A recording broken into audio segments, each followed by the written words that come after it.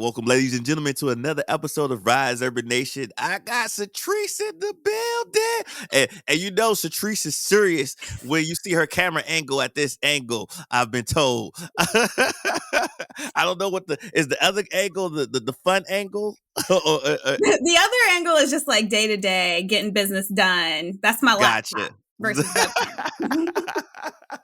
We got the crispy webcam, and we're gonna get into all about her career journey and what she's up to. And New Year, New You. That's the vibe we decided, because it's a new year. It's 2023, and so I got some New Year, New You questions I'm gonna ask Sertrice. But before we get into that, for the people who don't know who Sertrice is, who is Sertrice? Who is Sertrice? That's a fun question. Man, do I even know the answer to that? It depends on the day. But no, so Sertrice, let's see. Sertrice Grice, I'm gonna get that right, how to pronounce my name. I live in Raleigh, but I've lived a lot of places over the years. That's a whole other conversation. My background is in industrial organizational psychology, which is the science of human behavior in the workplace. And I am co-owner and chief consulting officer of Mattingly Solutions. We are a woman-owned diversity, equity, and inclusion consulting firm. And my business partner, Victoria, and I, shout out Victoria, we also co-wrote the book, Inclusalytics, How Diversity, Equity, and Inclusion Leaders Use Data to Drive Their Work. I was trying to see if I had the book over here, if it was at my copy? office. I got a copy. There you go. Show it to the people. There you go. Boom. and I got my copy at the office. And definitely shout out to Victoria, who connected us. I met her at the inclusion conference out here in sunny San Diego. We was both speakers at the conference, and I love everything y'all was spitting on that stage, and I love your co-founder. She's just full of energy, joy, and info. Now, how does one get into your career field? Because I'm thinking about growing up. How did you get introduced to the world of DEI, psychology, and so forth? Because we wasn't talking about that at the home. I mean, at least not in my home. I don't know what's going on in your house. No, sure. I still, to this day, my mom will be like, can you remind me? I think you said you do this. Because she's out there trying to brag and she can't even remember what my background is in. So yes, all this to say, IO psychology could use some branding help in the world. But no, so okay, I love telling the story, but I also always feel kind of silly. So not to brag, but when I was in school, I was one of those like straight A kids. I did good and everything. But in high school, the only class I really enjoyed was psychology. And so I knew I was one of those, again, weird kids who went into college knowing I'm going to major in psychology. Done. Never changed my major. But I also knew in the back of my head, like, maybe nobody needs me as a therapist. That maybe isn't the right road for me. So what am I going to do with this psych degree? And so while studying psychology in college, I came across this concept of industrial organizational psychology, and it was bringing together like the business side, and if you think of people with like MBAs and things like that, but still taking that humanistic approach of psychology and how do we operate as people. And I ended up falling in love and knowing that's what I wanted to go to grad school for, because you can't do anything with a BA in psychology. So I knew that's what I wanted to go to grad school for. And we as adults spend the majority of our life in the workplace. Yet how many people dread that Monday morning, right? And so IO psychology was my chance to try and help people have a better experience in the workplace and better their life in that way versus, straight therapy or counseling. And it's also better for the business too. I also got a minor in management and things like that. And so, business and people interest me. So that was kind of how I got into IO. But on the DEI side, my interest, my passion for DEI really came from studying age, actually, is what kind of got me into it. So in in grad school, one of the things I learned was about, how when it comes to age being a protected class, it's really 40 and over. It's not all ages. And I thought that was interesting. So I ended up digging deeper into that. And then the myth of the generation, right? We love to put things on people and be like, oh, those for the longest time. And I am one. So those millennials, and now it's those Gen Zers, or hey, boomer, right? Whatever it is, we have all these things we want to say. But so often we're conflating generation and age. And there are some things we can contribute to both, but we like to contribute all to, one incorrectly. So that being said, that really got me interested in just the kind of topic. But at the time, I didn't realize it was really DEI that I was getting into with that interest. And then in 2020, as with a lot of people, I became at my previous role, our internal and external DEI expert. I had my coworkers coming to me, asking me questions on how to navigate. And then I realized as an organization, we weren't practicing what we preach. So I stood up a DEI council. We were doing all these organized events. It was a whole thing. But then also our clients were coming and saying, we want to add in a DEI pulse survey, or we want to add a DEI a section to our survey, and so on. And so consultants were asking me, hey, Sertrice, can you look over these items, give input? And that's when I realized, okay, that initial thing I mentioned, and there's a reason, I know I've been going for a while, but that initial point of why I got into IO psychology, of improving the workplace experience for people so we're not dreading Monday morning, that is DEI. That is making an equitable environment and making sure people know inclusive behaviors so they have those feelings of belonging and want to be there. And it's not just, as they say, a job, right? It's your career. And so I found that passion, and that's when I was like, all right, I got to go somewhere where this is my sole focus and I can really help drive that point home. And that's needed more than ever nowadays. I just put a tweet up the other day where I was in the meeting, and in this meeting, they considered me, I had 4 generations in it. And it was like, I was like the homie, the young buck, the big bro, and the OG all at once. And I was bridging communications between 4 generations and trying to give a better clarity understanding of where everybody was coming from so that we could get on the same page. So like when you started talking, I was like, oh, that is so real. But the funny thing about it, everybody was blaming the younger generation. I was like, nah, y'all two, here's where y'all getting it wrong in, because y'all, there's a gap here for you two, these 2 generations here, and then there's another gap from this. So it's not just the young generation. Don't put it all on them. Right.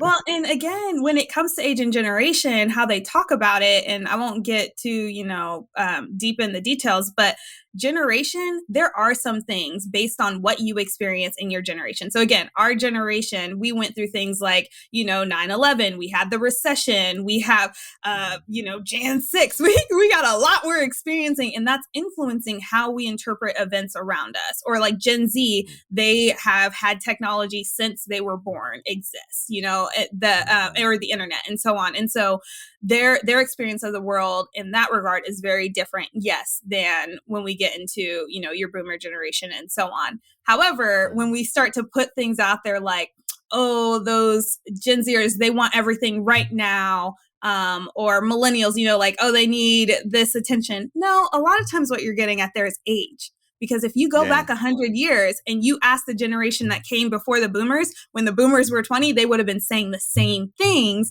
as far as, oh, they want to go too fast, they need this, because that's an age thing. It's where we are mentally, how we're mentally developed at that point in life. So it's just a matter of what are we contributing? Again, there are some things we can say if we're specifically talking age versus generation. Because I'm in my 40s and I find myself sounding like my parents back in the day. Especially when it comes like to music and so forth. I'm like, man, back in my day, the 90s era, that was the era for like music. Like we had all the good TV shows, all the good music. You know what I'm saying? I'm gonna tell you right now, I turned 30 this year, and I already am having those moments. I was sitting there and I was listening to some radio station. It was like, oh, throwbacks, and they started playing all the things I jammed to on a daily, and I was like, oh, throwback. That was middle school. I'm not old enough for that. I'm not a throwback. Excuse me. Calling the radio station. I'm gonna need you to reframe. They just called me a throwback. Oh man! So 2023, here we are. This year kind of snuck up on me, and uh, um, Mhm. I'm in that weird space. I don't have like any New Year's resolutions, but I'm trying to figure out. Okay, all right, what do I want to set my intentions with for this year, and starting to do that. Um, what goals did you set at the beginning of last year that before we get into the goals of this year, I want to see like what goals did you set at the beginning of last year that you achieved or made progress on? Yeah, see, that's a good question. And part of why I like the idea about talking to the new year, new me is because I'm not a big resolution person. Because I Yeah. feel like, we make these big, lofty goals, and then sometimes that can really make us feel worse rather than better. Mm, Because nine times right. out of 10, you're going to forget about that resolution, right? Life gets in the way. And then you realize the end of the year, you're like, man, I didn't do anything I talked about. And so then you're like, oh, or like you think back and you're like, man, I stopped working out real fast, right? So I try to avoid some of those things that are real specific, but more so think big picture. What are my priorities this year? And then making sure Mhm. that throughout the year, I try and come back to, okay, am I still focused on what I wanted to do? And so 2022, my biggest things were I hadn't been with Mattingly Solutions for a year yet. We were in progress on the book. And so my big thing professionally was Mm, we're going to get this book out and we're going to yeah. work on establishing Mattingly Solutions as a name people recognize. And so everything I was Nice. doing was about putting that footing into place. And I would say that I feel pretty good about that. The book went over better than we expected. People know it. I every once in a while like look it up or something and see new reviews or see people posted on LinkedIn who I'm not connected to. And I'm like, oh snap. All right, people know. So that's been a He's lot like, of we in fun. here, we in the house. Right. Right. I'm like, okay, I see you. So that's been good. And then on the personal side, my big thing for 2022 was to make sure I was finding time for outside of just work, right? And not even just work, but outside of professional, I should say, because I volunteer a lot. I'm always doing something, and I feel like I need to make myself available to everyone at all the time. And so I blocked off. Okay, let me take a step back. I love naps. I'm a big proponent of naps. Don't try and put something on my calendar at 3 p.m. because you are not going to get the best Sertrice. You aren't. So that was one of the things I blocked 2 hours every day on my calendar. At first it was 2 to 4 and then I did 3 to 5, but it's a 2-hour block where I was like, you're either going to be reading or sleeping. That was the plan. And I held myself to that mostly. There were some days or weeks because of travel that the nap time had to go away, but that was my personal thing. It's like, where's your me time? And for me, it's naps. And so, girl, take your nap. Let, Whatever that me let's time is for you, make it happen.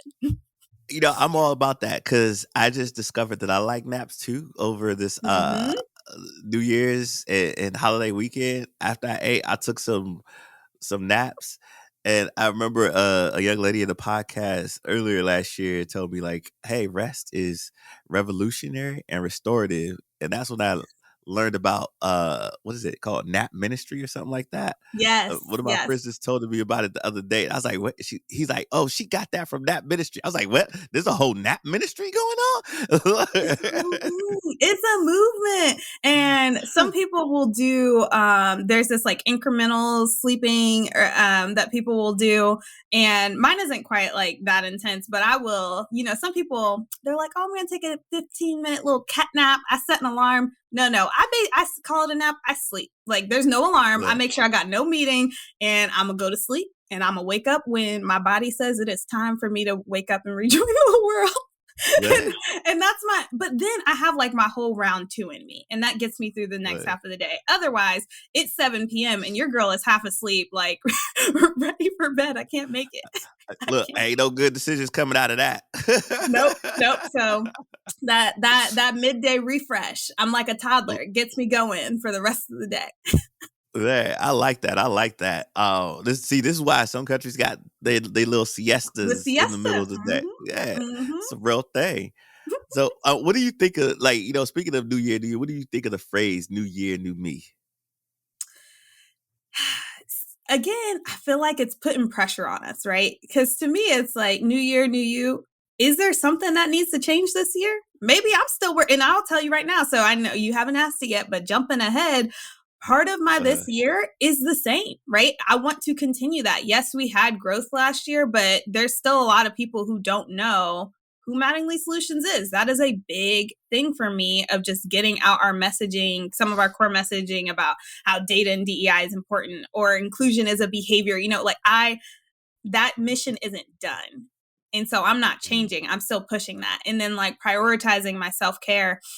There was a lot of good that happened in that first week of 2023, but I also had some wild lows coming in from different angles, like some stuff happening, right? And so making a point, it's like I could feel certain parts of me wanting to go backwards, right? It's like, oh man, mm, like this. And it's like, nope, remember what we talked about in 2022 and all that work you put in? We got to keep it up.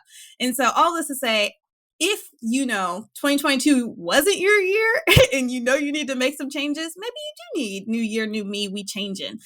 But maybe it's like, nah, new year, same me. I'm out here, right? I'm going to keep up the good work I've been doing, or I still have growth to go that I already recognized previously, and that's okay. It takes time to grow as a yeah, person. yeah. I think the biggest thing that people don't understand is consistency. You got to consistently show Exactly. up, and then it's gonna happen eventually. A broken clock is right at least twice a day. But you have to keep in that consistency so that when opportunity presents itself, Mm-hmm. you ain't got to get ready because you've been ready. You came ready. you Yeah. know, and, I know. See, I know some of you and V story from having separate conversations with both of you, and I know relationships is a big thing, and Mm-hmm. that helped with the movement of Mattingly Solutions. Which of your relationships meant the most to you this past year, and how can you nurture and grow those relationships further in the new year? Ooh.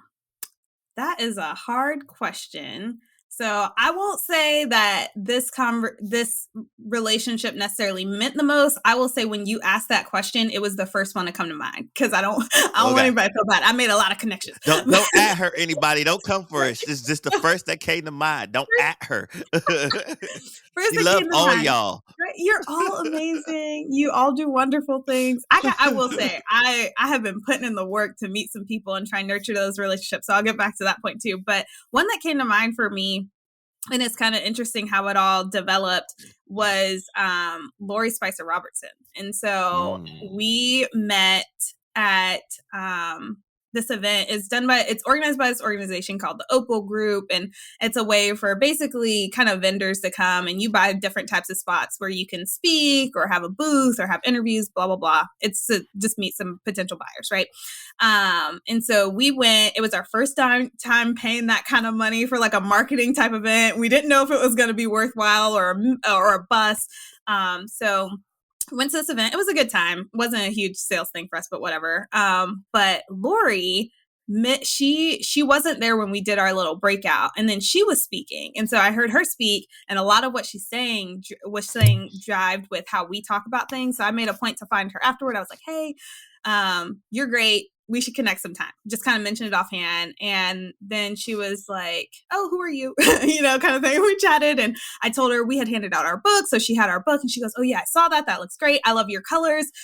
We use a lot of bright colors at her company, Wonder, and we use bright colors at Mattingly. So we were joking. And she told me about this group that she has where she brings together different DEI leaders and they meet. I want to say they were trying to do once a month at the time. And she asked if I could be one of the speakers. She was so sad she missed my DEI and data talk. She said, can you come do it or at least part of it for the group? And I was like, sure. So did that. That went well, met some great people there. And it was just a good time to be a part of that group. And then she asked me, she's like, we're actually going to do this in-person conference. Can you come speak at that? Do the same thing. And so we went to her event. And at that event, one, we spoke, we did DEI data, we handed out the book, we sponsored the community service event. It was so much fun. It was a really great event. But for me, I will say, I do not end up in a lot of space throughout my life, my whole life, not even just now. I do not end up in a lot of spaces anymore where I'm around my people, right? I spend a lot of time in really white spaces. And this event was so Black and I was so happy, right? Like so many, and it was DEI practitioners from all kinds of organizations and all different spaces, and everyone was welcome, but it just so happened, I mean, I can get into why it probably ended up this way, but it just so happened a lot of the participants were Black. And so it was, one, energizing for me as a DEI practitioner to hear from people who have been in this field for a while, or who boots in the ground internal, so really, really great and educational, but also just good for my soul, getting to be with my people and talking about our experiences and being who I am. It's not that I hide my Blackness on purpose, but you don't realize how that code switching comes into play sometimes until I was out there cackling with people, and we're having a good time. We ended up in a bar playing spades one night. Like, it was a good time. That don't happen with my white cat. We still end up at bars. Let me not lie to you, but we're not playing spades at those conferences.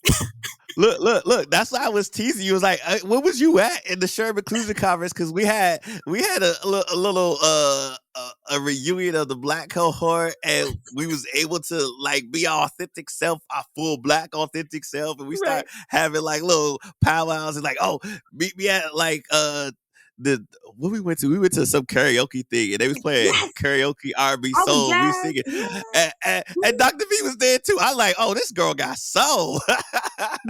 Yes. It was. I'm still so sad. I was worn out at Sherman Inclusion last year, and so I missed a lot of the fun stuff. But just know I'm ready this year. I'm not missing it. No, we in Georgia this year, so we gonna make sure that you get with the rest of us, and we gonna make some things happen this year. Yes, it is gonna happen. But yeah, so all this to say, none of that would have happened, right? I wouldn't have had those opportunities had I not met Lori, and had she not given me that space, and asked me to take part in different ways. And we still stay connected, so I love that. And you never know what those relationships, when you first reach out to someone and say, hey, let me get to know you, you never know what that's going to lead to. Man, shout out to Lori. Lori, we need to connect. I love this energy already. Lori, if you listening, please reach out to your boy. I mean, I'm going to hackle Sertrice to connect us already. But in case that it don't happen that way, and you be like, who is this guy? Yes, man. Or anybody who knows Lori. Make it happen. Let's make it happen. So what didn't go to plan last year? Ooh, what didn't go to plan last year? I would say for us, like thinking on the professional side, it's one of those things where we really put in a lot of time. Oh, I'm getting real honest today. So I just thought that to myself. We're going to be honest today.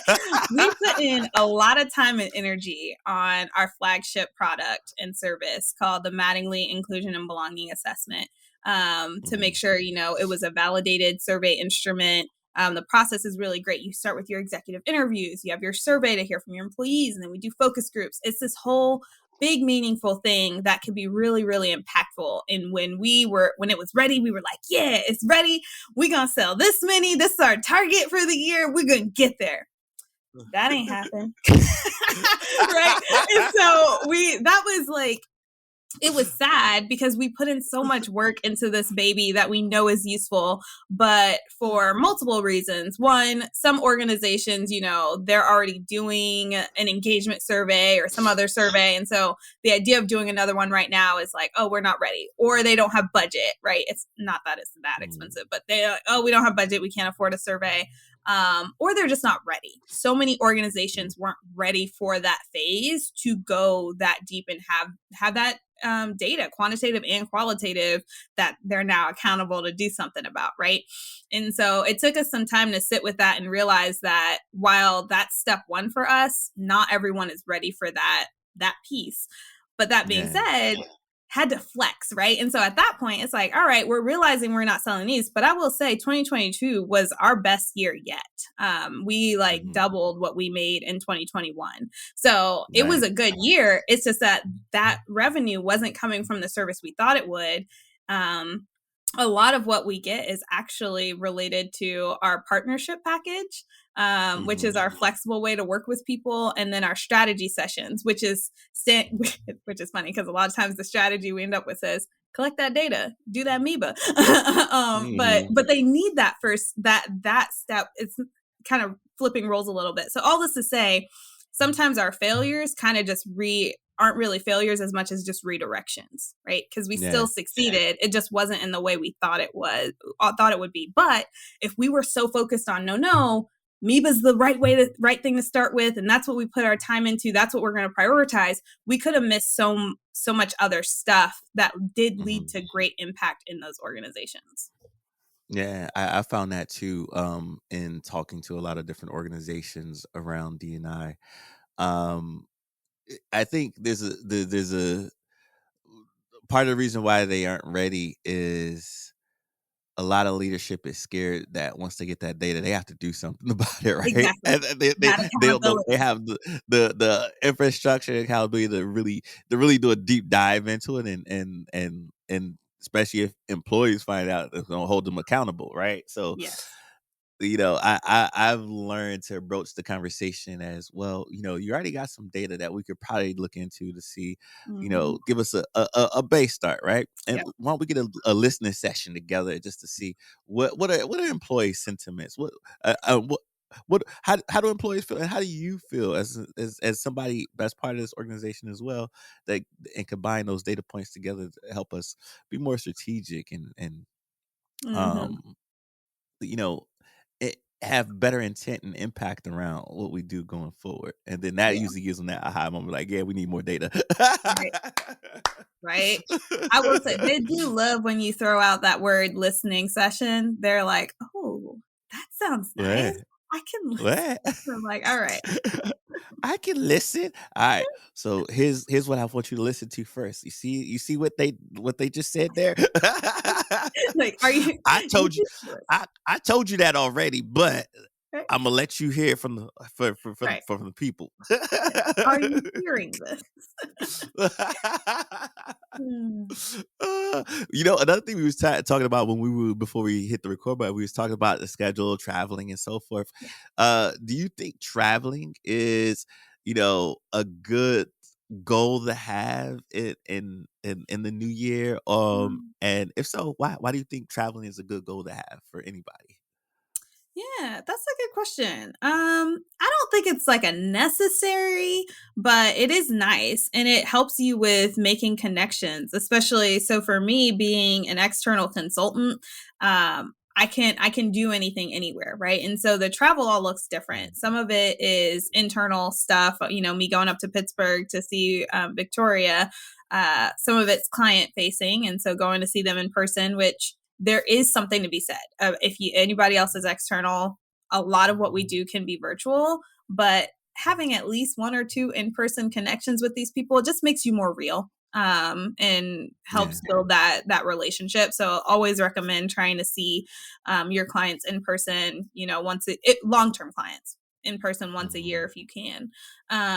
And then on the personal side, right? Like it gets you out of your comfort zone, right? To Yeah. go out and experience different things. So definitely recommending going out that way as well. Oh, that's what I forgot. On the professional side too, making connections in new places because you can work anywhere. Traveling can help you. And Mhm. so doing different conferences and things like that, building that network, whether it's to yeah, sure, you might meet a potential client, but it's building that network in general because you might be able to help someone and then you never know what that leads to. For instance, I said the Lori Spicer thing, right? And so there's a lot of Mhm. connections like that too.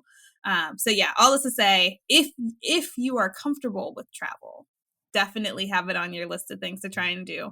But if it's not your Mhm. jam, maybe try something a little closer to home. You could drive, Yeah. maybe there's a town nearby an hour away that you can just drive to for a little activity that's happening or something fun. Again, we can do it for personal too. Just get a little staycation kind of thing, right? Like There you get out of go. your There house. you go. Get out of your Get house. out of the comfort zone, get out of your house, go explore and make some new connections. So, Yes. what do you think the upcoming year will be like for you? Ooh, the travel just keeps getting worse. And every time I tell myself like, "Oh, we're gonna have a quiet time here," then more things pop up. I saw that starting to happen at the end of last year. And so I already can tell 2023 is gonna be a year of travel. One of the big things we talked about before we started recording is I recently got engaged. And so 2023, wedding coming September 9th, lots of wedding planning in the next few months. And trying to like I want to on a serious personal note is reconnect with my family a bit more. COVID really screwed that. And I live in North Carolina by myself, and I have extended Mhm, family and a lot of family. So I have some extended family in Kansas. I got my family in Ohio, New York, Virginia, everywhere, right? mhm. And I want to make a point to try and see them in person. Back to we can do a lot in virtual, but I'm going to Kansas for the first time in years because of COVID Man. in February. And so making time, if I had to tell myself, right, if you can make all this time to do all this professional travel, why haven't you been back to New York since 2019?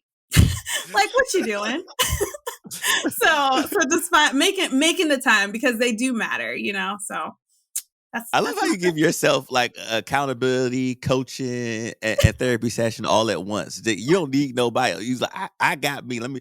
Why I'm haven't you gonna been? tell you right now. So I would tell you right now, this happened the very, very first time I tried counseling when I was an undergrad. And they have like the little master's students that will do the free counseling for students. You know, I did one session then, and then years later, I just restarted therapy recently. Same thing happens. I go in, I talk myself into the resolution, and the therapist is like, "Yeah, you got it. That's it. Yep." Like, you gave yourself the therapy. I'm glad you're like paying me to sit here and listen. that. I'm like, great. You're like, man, I could have saved my money. I could have had this talk with myself No, it is good. It is before good I because at came least here. right. Yeah, I'm like, while I'm here, you can you just tell me I'm right? And they're like, yeah. And I'm like, okay, good. Because I can say it in my head by myself, but it don't hit the same until someone else be like, yeah, now Yeah, you that's know right. it, go That's do it. okay. All right. That's another thing I would put out there for everybody. Everybody go to a therapist. I just told you my therapist just says, yes, you're right. And I still want to go see her because I need it. Yeah, because something about having that validation and that and talking it through to somebody else that could be just A a third party. listener, a Mm-hmm. third party listener without any bias. Yeah. Well, as bias free as they can be about Right. knowing who you are in your life situations and family and traumas and all that stuff. And Yes. so yeah, so it's good to have. I go to therapy as well when I'm struggling to make difficult decisions, or when Mm-hmm. something comes up where I just need that sounding board, right? Gotta get it out. Gotta get it out. So look, and I know you have your partner in business that helps you Mhm. reach different goals and milestones, but I want to know: have you ever made like a resolution or a goal with a friend so that you could be accountability partners or buddies? Yeah, yeah, I have previously. I did not this year, but I have before. Usually it's around the workout goals, right? Don't we all? Like you gotta. That's the one that's the hardest. So I've had my workout accountability partner who's like, all right, we're gonna do this. That was actually yeah, the last one I can think of is 2021, and I will say it helped me. And Uh-huh. so we she actually was technically my landlord, but we were friends. And it was while I was living in California, and we were holding each other accountable, and we'd go. And then as soon as I moved back to Raleigh, I stopped working out. So she was doing her job as soon as we had that mileage in between us, though, downhill. The accountability was gone. We tried virtual, but then it didn't hit the same. It didn't hit the same. It didn't hit the same. So now I know you mentioned this in your previous answer, talk about holding yourself accountable to travel and so forth due to work. Like I Mhm. know I work now. How come you can't make that accountability to go travel to New York and Yep. Kansas City and all these other places? Now, with that being said, do you think you need to focus more on work or your personal life in the new year? Ooh, personal. Yep. Personal. I think I have a very bad habit of over prioritizing other people. Like I prioritize, especially professionally, right? Because we are taught we have to be a certain way. We have to present ourselves a certain way. We have to succeed. You got to do everything. You got to, everything you can to be the best, And so I'm out there. I'm very bad at saying no. And so I get talked into all these different volunteer roles. And so I want to, because I'm committed, right? I'm committed to Mattingly. I'm a co-owner. I'm committed to these different volunteer positions because I signed that agreement to be in those roles. So I have to do that. I have to make that my first priority. And then it's like, oh yeah, when's the last time you called your mother? Right? Or when's the last time you did this? And it's like, all right, I need to do a better job of, I'm a list person. Yeah. And so every Friday, what I'll do is I go and I list out every day, and it's a OneNote page. I list out every day. This is what I'm going to do. These are my calls. These are the activities I think I have time for each day to make sure I get my client work done, right? All these things. It sounds so silly to say, but I need to add in and I have before and it works, call this person, right? Or plan this thing or check in here to make sure I'm not forgetting the personal, because really, truly, when things aren't on my list, they don't get done. And so I think that's why the personal ends up slacking so much is I'm like, I just talked to them, didn't I? And it's like, no, that was a month ago. You need to call that person. That they need to hear your voice. And relationships are personal with your emotional, physical well-being and growth. So, and not even just family, friends too, right? It's friends and family. It can be so easy to just kind of write that off like, oh, they're there. They know I love them. And it's like, but maybe even if you don't need them or you don't have an update of your own to share, maybe they do, right? So just check in, that simple check-in, and it can do what you have time for. If it really is like, maybe I don't have time to go to New York, well, you have time to do a text or you have time for a quick call. And if you have to give them boundaries, that's okay too. Because I do know, like my aunt, if I let her, she would just sit on the phone with me and live her life. And and I'd be like, all right, it's been 3 hours and you're watching TV. Like, you don't need me on the phone. you can put some boundaries in place. Say, I got 20 minutes. Look, I got family like that too, so I know what you mean. And like they'll stay on the phone, and you be trying to hang up with them. Your goodbyes turn into a half an hour long goodbye. Okay, I'm about to get off this phone now. But did you know your Uncle Pookie? I'm like, wait, what? Like, I thought we were saying goodbye. Like, okay, all right, now. Well, you take care of yourself. Oh, speaking of taking care of yourself, I'm like, dang, we never get off this phone. It's like I said, there's times where I'll sit there and I realize we aren't talking. We're on the phone, but neither of us are talking. We're doing other things. And so that's when I'm like, oh yeah, okay, we're not talking. I'm going to go. And that's, but I had, and I'm like, you just sat here for minutes in silence. You don't have anything to say. You let me hang up this phone. I love it. I love family. Gotta love family. Yes. So going back to our fitness topic, when making fitness-based resolutions, do you choose to diet or exercise? Oh no, I eat terrible. I eat terrible, and I will never give myself a diet because I know in my heart it's not gonna happen. So yeah, it's exercise. I do. I love this YouTuber. Her name is Cassie Ho.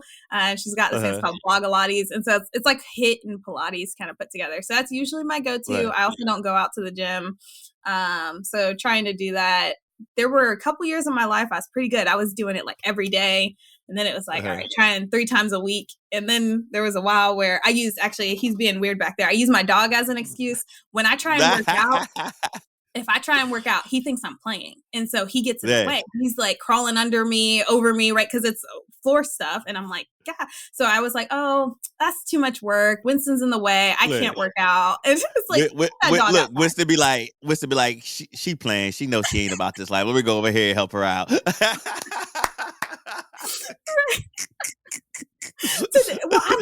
I actually did work out this morning. Proud of myself. And I'm in the living room and I'm doing my little workout. He was outside at first, wanted to come inside. I let him inside. And this is what he does. I was on the ground doing whatever on my back, and he laid down right next to me, like practically on top of me. And I'm like, I can't. I got to lift. I don't need an extra 60-pound weight, but thanks for offering. It's like, Winston, now you know I'm trying to be serious this year. Right? Go lay on the couch. Thankfully, somebody walked by outside, so he went to look out the window. We got there eventually. All right. So to end off our round of New Year, New You questions, describe how past year went for you in one sentence. Like 2022? Yeah. Okay. How did 2022 go for you in one sentence? Can I do one word? Challenge. Growth. Is that you? One word. Oh, you Growth. took it to a whole other growth. All right. Growth. Break that down. What's that mean to you? Yeah, so 2022 for me was a big year in growth on a professional level. We did grow. Well, personally, I grew, in my number of connections. It's not huge, but I just hit 3,000 followers on LinkedIn, right? And so building connections with people and getting some messaging out there it's been really great. And then professionally, Mattingly Solutions, we're trying to get better at bragging. So I'm gonna throw it out there. We had a $500,000 year. Like that was a big deal for us. So that was huge growth. We've helped more clients than ever. So yeah, whenever I think about anything, I'm like, it personally, professionally, finally got that engagement ring. I mean, like, there was a lot of growth. But yeah, that's what I think. 2022 was an amazing year. A lot of good things happened. Yeah. I love it. You gotta brag. I'll put some growth on it, and there's only even more to come with every experience. And now let's go through that career growth, and because sometimes we get younger listeners on here. I think about the fresh out of high school, fresh out of college students who get inspired by some of the things you're saying, your journey, the growth that you've been on, and one thing I used to remember when I talk to that students that age, especially college students who are fresh coming out, they think the growth is going to happen as soon as they graduate. Like, I got my degree now. I'm about to get that 6-figure job, or I'm gonna start that business, right? And I'm like, nah, it don't happen that way, young lad. Like sometimes there's levels to this, and sometimes you gotta have some humble beginnings. Not everybody starts off like that, right? And so I like to ask the question, what was your first job? Just so they could kind of see, hey, there was progressions, right? Like you didn't come out the gate like this. No, yeah. So what I'll say is it kind of depends, right? Some people you do luck into some things, some people you don't. First job out of grad school was with this organization, Org Vitality. And I will say, I put in some work to find this first job. And I got my first job in kind of a unique-ish way. For IO psychologists, there's this organization called PsyOps, Society for IO Psychologists. They have a conference every April. I knew I wanted to move to Raleigh after grad school. And so before that conference, I looked up different vendors that were going to be there in this vendor room who said they had a Raleigh location that did things that I was kind of interested in. And I was just sending them, I think I sent them my resume, but also I'd love to just learn more about your company. So I wasn't expecting anything major, but just, hey, hi, And it just so happened that the CEO of this one company was like, oh yeah, let's chat. Come by our booth. And so I swung by the booth. We chatted. By the end of that conversation, he was like, what would you want your salary to be? That's when it hit me that I had just done a job interview and didn't know it. And I talked to a couple other people and ended up getting that job. So I started work a couple weeks out of grad school. But I will say, I went in and I was like, well, this is the salary I want, and I want to be a consultant, right? And Jeff was like, you are fresh out. We will make you a project manager making this much, and we can revisit your salary in 3 months, and we'll build you up and eventually get you into that consulting role. And so it was like, all right, fair enough.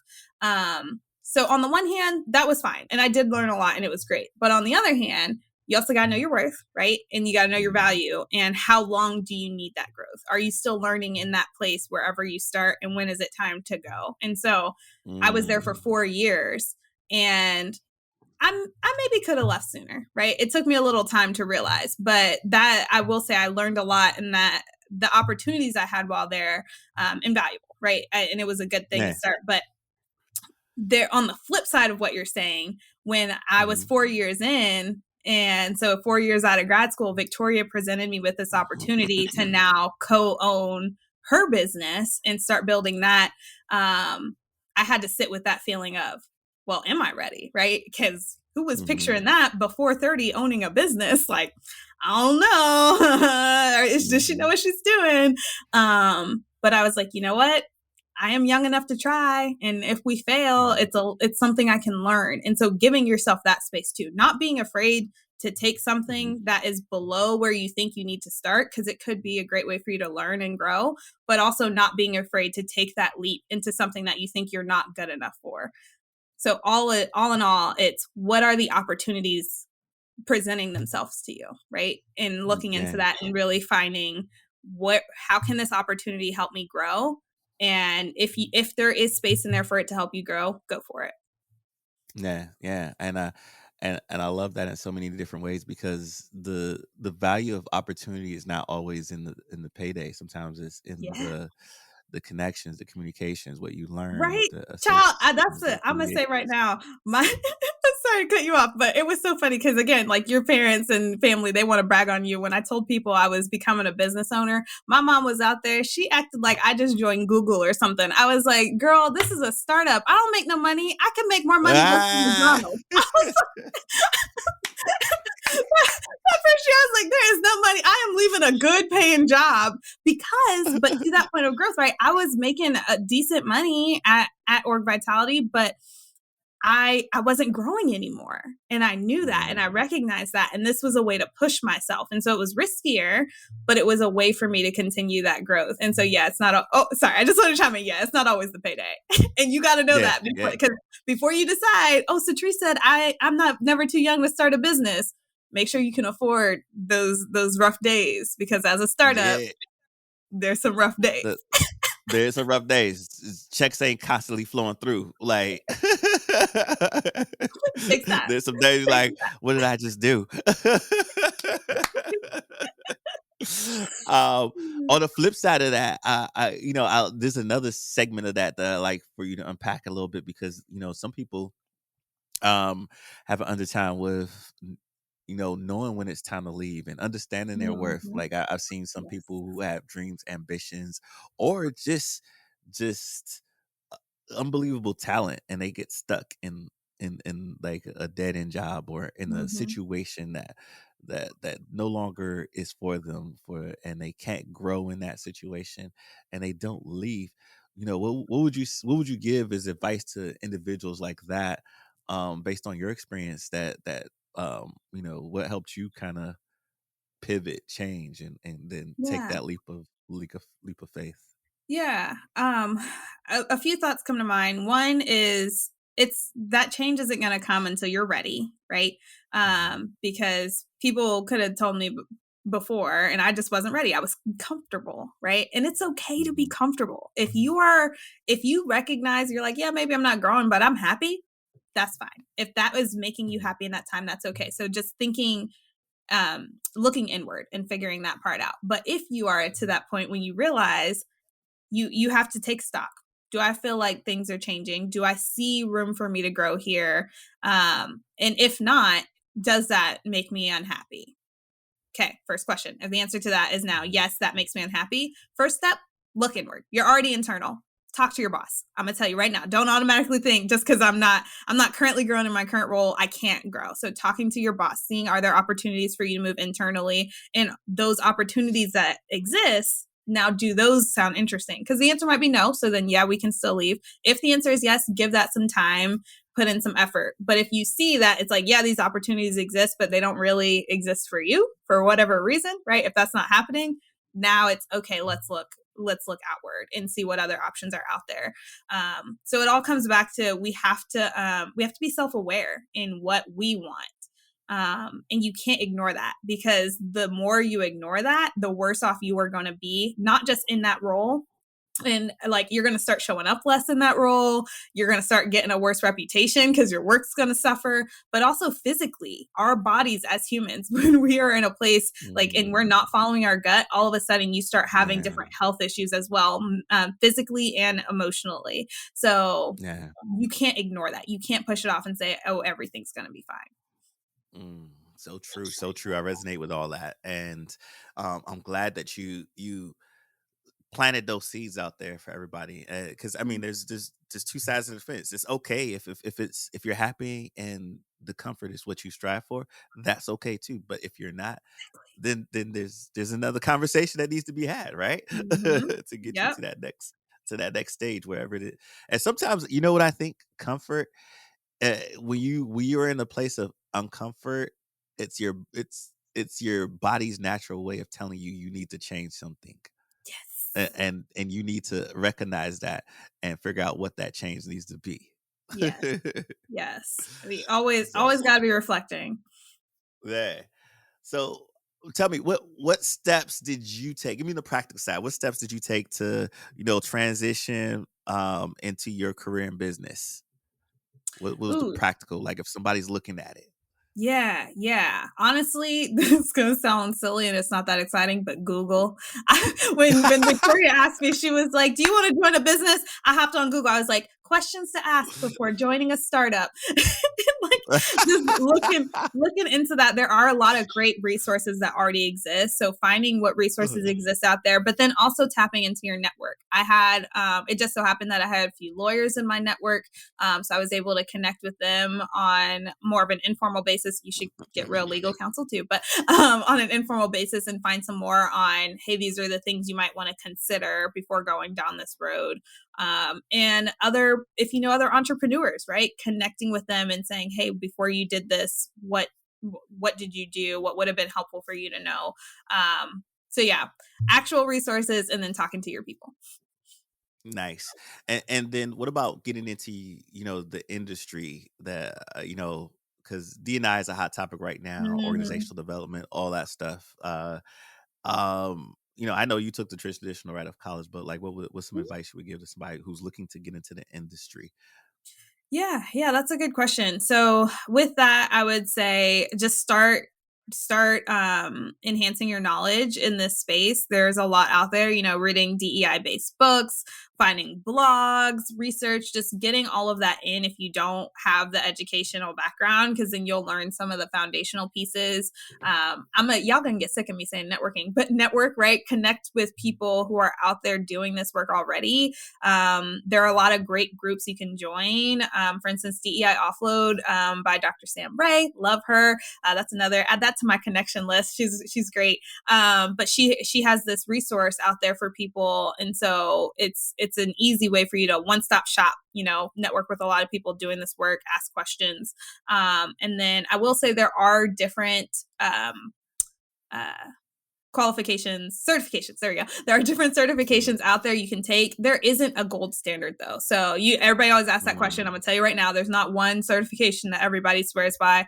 A lot of people will talk about Cornell. I think it's just because they got the money to advertise it. It's real basic. So if you need the basics, it's great. If you're a little bit more advanced, I wouldn't do it.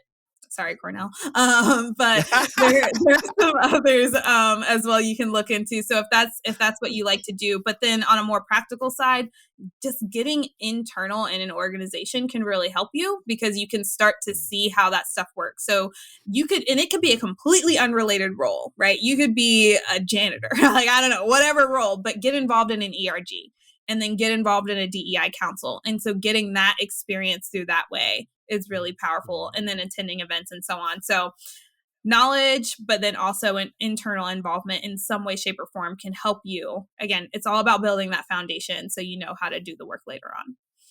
Yeah, love that. Love that. Um, what's one good lesson life has taught you? One good lesson life has taught me. I'm trying to think of something different than what some of the things we've talked about already.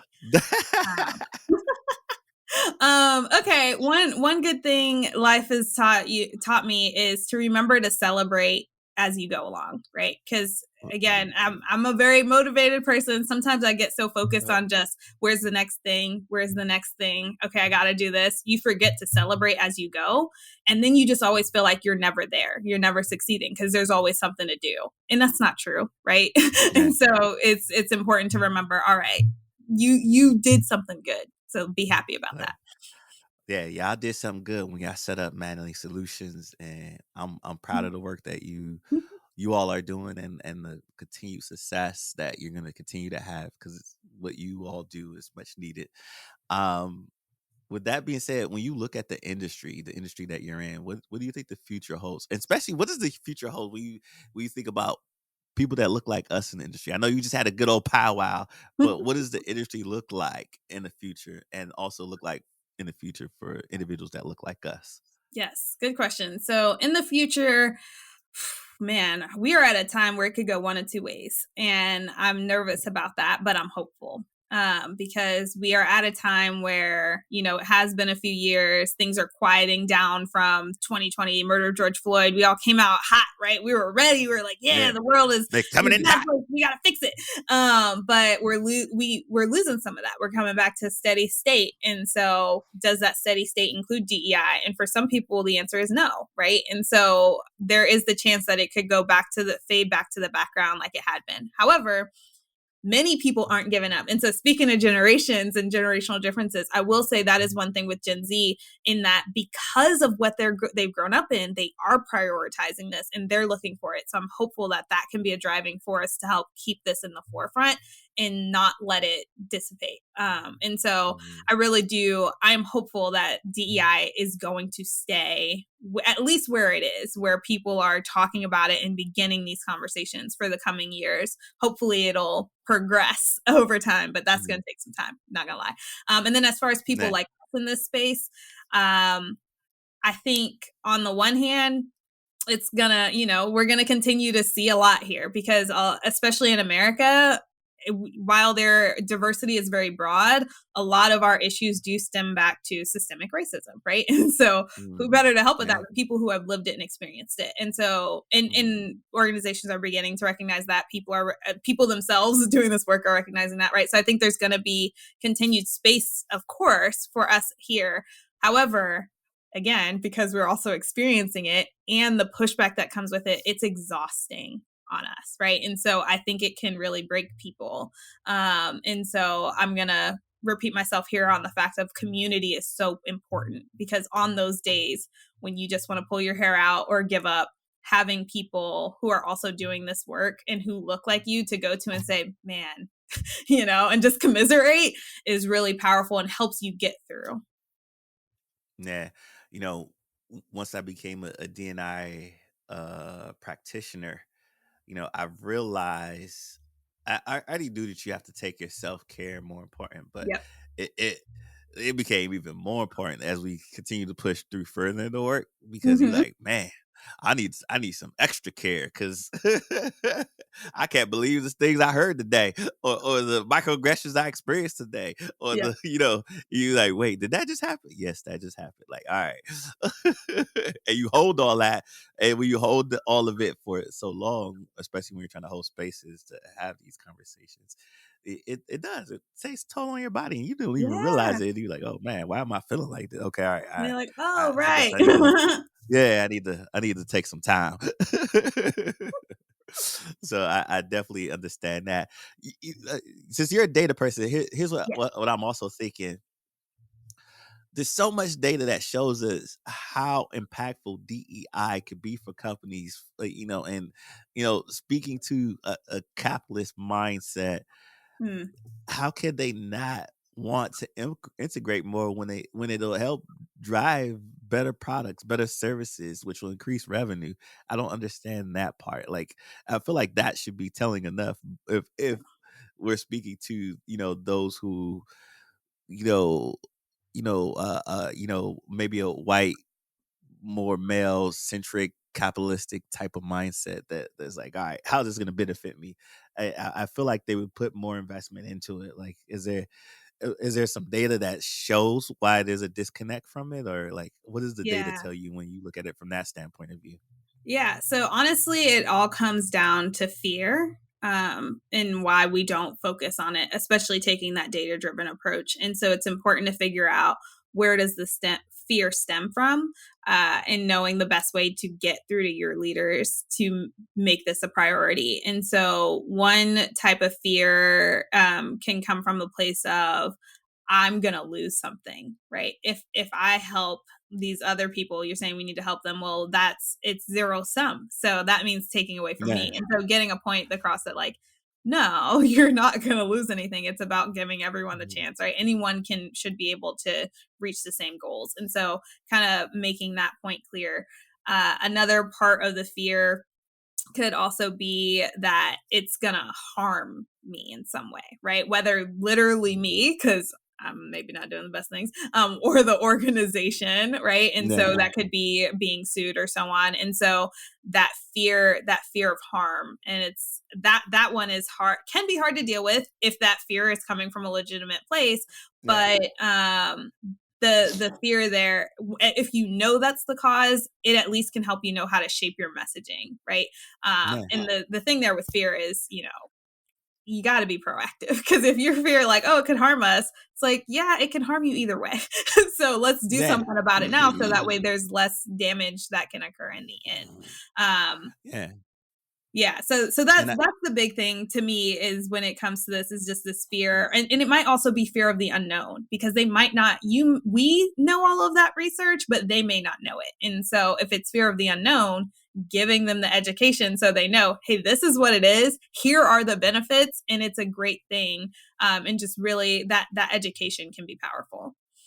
yeah, I think I agree with all of that, and I think that's why just having the ability to storytell data in a way that really connects people and moves people to change is an important aspect along with the data. When Yes. once you get the data, I'm also thinking of, like, when you said that, I was like, yeah, you are gonna lose something. You know what you're gonna lose? You're gonna lose some of that fear, because now you have a better understanding. You're gonna Mm. lose the that cloth of bias and denial, and you're gonna gain a new level of understanding, which is gonna, now that you know better, you can do better. Maybe that's scary for some, I don't know, but I think there's a beautiful side to that as well, Yeah. if you step Yeah. into that fear.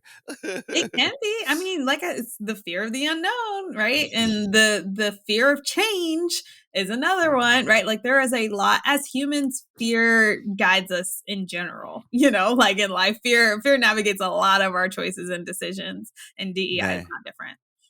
nah, nah. All right. Well said, well put. So, I could do this. I feel like I could talk to you for hours, but I can't do a Joe Rogan podcast, because it's not within me right now. I don't have that type of audience. So let's end off like this. What projects are you currently working on, and where can people find you? Yes, yes. Okay, so projects we are working on. I talked about the Amoeba, but we last year we released another product, our DEIX Audit to Action, which is a great way for organizations who are trying to figure out, where do we go next with DEI. We take stock of what you've done so far, and where you are on our readiness model, and what you might want to consider to get to that next level. So super excited for that to be out and available. And I'm always out here speaking. I love speaking. So that's a project in itself, just looking for places to spread the word, and a great way for people to connect with me. See me out. If you see me anywhere, always chat. But you can find me on LinkedIn, Sertrice on Instagram. Yeah, there you go. And don't worry, if you're driving, you can't reach your phone in time to get all those links. I will put it in the show notes. I'm gonna get it from her later today. Oh, also, wait, tell people, where can they get the book? Where can they get the book? Yes, the book, you can find it anywhere books are sold. We individually publish through Amazon, so that's the most direct way to get it. But yeah, and then there's a website called Inclusalytics.com as well. We'll share the link, but there is a workbook that you can download that has a page per chapter, so it goes really well with the book. What? There's a workbook too? Yes, Oh man! After I read this book, I'm about to go get me the workbook now. I ain't know that. yes, check it out. All right, Sertrice, it's been a pleasure having you on the podcast today. Thank you so much for coming by, sharing your knowledge, your wisdom, your goals, new year, new you, all that good stuff. And congrats again on the wedding this year. I can't wait to see the pictures when I see you in person. Any last words of wisdom for the people before we head out? No, I mean, I think the two big things we talked about today is fear, right? Don't let fear drive you, and always looking for the growth, whatever that means to you, whatever kind of growth is important to you. We need to self-reflect, look inward. You got this. Yeah, you got this. Like, be like Sertrice, be your own self coach. I Yes. mean, you can get a therapist to hear you out just so they can tell you you're right. Ladies and gentlemen, this has been another episode of Rise Every Nation. That was Sertrice. Make sure you go check her out. We'll put all the links in the show notes. Thank you for joining us, and we'll see you on the next time.